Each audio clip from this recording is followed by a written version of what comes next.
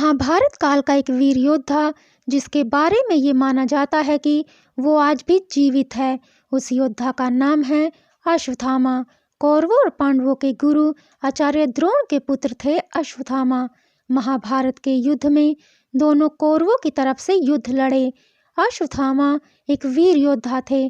कहा जाता है कि भगवान श्री कृष्ण ने अश्वत्थामा को अमर होने का श्राप दिया था। इस श्राप का कारण था अश्वत्थामा द्वारा द्रौपदी के पुत्रों की हत्या करना और पांडवों के आखिरी वंश उत्तरा के गर्भ को ब्रह्मास्त्र द्वारा नष्ट करने का प्रयास करना। अश्वत्थामा के इस कृत्य के कारण भगवान श्री कृष्ण ने अश्वत्थामा को दुनिया के अंत होने तक इसी संसार में भटकते रहने का श्राप दिया था। अश्वत्थामा ने ये भयानक कृत्य अपने पिता द्रोण की मृत्यु का बदला लेने के लिए किया। दरअसल पांडवों ने अश्वत्थामा की मृत्यु की झूठी खबर फैला दी, जिससे गुरु द्रोण हताश हो गए और उन्होंने अपने शस्त्र त्याग दिए, जिसका लाभ उठाकर धृष्टद्युम्न ने उनकी हत्या कर दी। अपने पिता की हत्या का बदला लेने के लिए अश्वत्थामा ने पांडवों के सभी पुत्रों की हत्या कर दी और उत्तरा के गर्भ को भी नष्ट कर दिया। अश्वत्थामा का नाम अश्वत्थामा कैसे पड़ा, इसकी भी एक रोचक कहानी है। दरअसल जब अश्वत्थामा का जन्म हुआ तो उसने अश्व के समान घोर शब्द किया।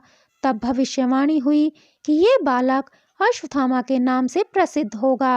अश्वत्थामा का जीवन बहुत ही निर्धनता में बीता था। कहा जाता है कि द्रोण नगरी में स्थित टपकेश्वर स्वयंभू शिवलिंग महर्षि द्रोणाचार्य की तपस्थली मानी जाती है। यहीं पर बचपन में अश्वत्थामा ने भगवान से दूध प्राप्त करने के लिए तपस्या की थी।